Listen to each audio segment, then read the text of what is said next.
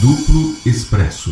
E aí, tá tudo bem com você? Eu sou o Wellington Calazans, este é o Drops do programa Duplo Expresso desta terça-feira, 11 de dezembro de 2018, o programa que a gente chama de Terça-feira Nerd, com Felipe Quintas e Thaís Moia, os jovens comentaristas aqui do Duplo Expresso, Rômulo Maia, mais um grande programa, mais um grande debate. Felipe Quintas falando sobre o fim há muito desejado do Ministério do Trabalho, e a Thaís Moia trouxe aqui 70 anos da Declaração dos Direitos Humanos, origens, demandas e desafios.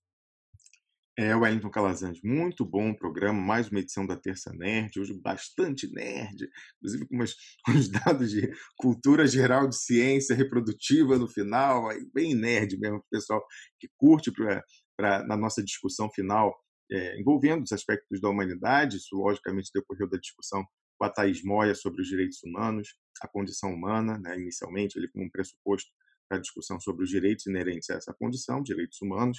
Mas antes a gente teve o Felipe Quintas falando sobre o fim do Ministério do Trabalho, isso inclusive tinha sido tema de um comentário dele escrito na sua página no Facebook.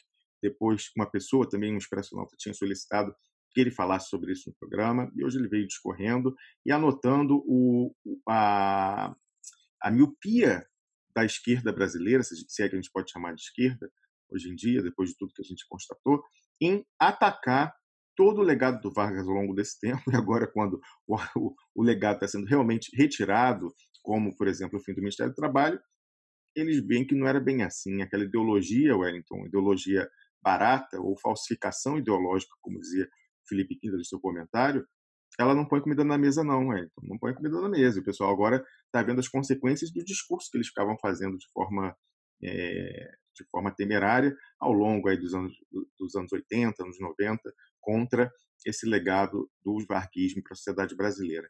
A Thaís Moia, na sequência, como a gente falou, veio comentando a Declaração Universal de Direitos Humanos, porque ela acabou de completar uma data redonda, 70 anos, lá de 1948, ali logo depois da fundação das Nações Unidas. Ela fez um resgate histórico, desde lá do Império Persa de Ciro o Grande, que não é o Ciro Gomes, não, hein? Antes que o pessoal acuse gente, como você falou, de ser cirista, não, é o Ciro, Ciro da Pérsia, o que derrotou a Babilônia, possibilitou que o povo judeu voltasse para a Judéia. Pois é, então, esse daí, ele foi tido como o primeiro lá, o patriarca dos direitos humanos, que tem um cilindro em argila, em que ele fez uma declaração, como era um império multicultural, multinacional, ele escreveu ali os direitos mínimos de todo mundo ali, de liberdade de crença, enfim, tudo isso aí.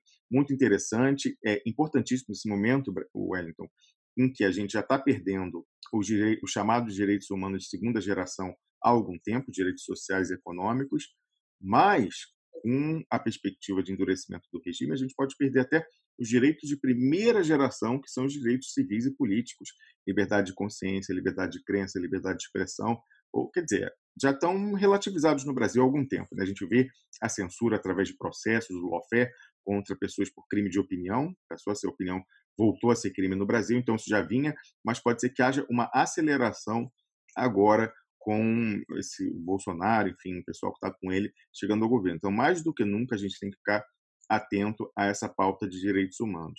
E aí, no final, Wellington, fiz um brevíssimo comentário sobre os desdobramentos, as novas notícias que estão saindo sobre o caso do Flávio Bolsonaro, filho do Jair Bolsonaro, que era até aqui deputado estadual na Assembleia Legislativa do Rio de Janeiro e agora foi para o Senado, em que há uma reportagem hoje da Folha de São Paulo e outra do Estado de São Paulo. O Estado de São Paulo foi o veículo que recebeu esse vazamento, está publicando, em que se fala que tem assessores de mais 22 deputados que estão sendo investigados, e a reportagem da Folha de São Paulo fala também sobre essa questão dos saques que o assessor do Flávio Bolsonaro fez, falando que ele fez 3 saques de 5 mil para não chegar aos 10 mil, em que há uma comunicação automática ao COAF.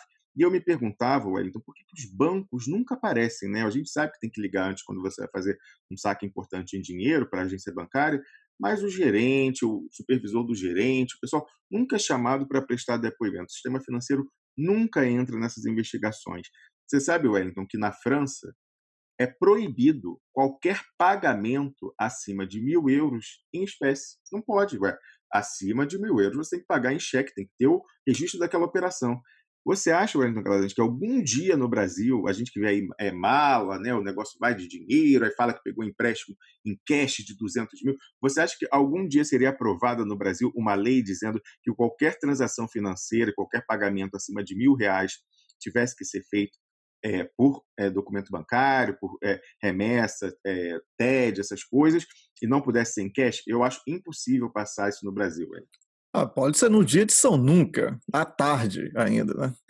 É isso, nunca isso vai acontecer, enquanto a gente não tiver uma esquerda de verdade. Rômulo, obrigado pelo Drops de hoje, e a você também, compartilhe esse conteúdo, 6 da manhã, tem Duplo Expresso, 6 da manhã de Brasília. Um grande abraço e até lá. Duplo Expresso.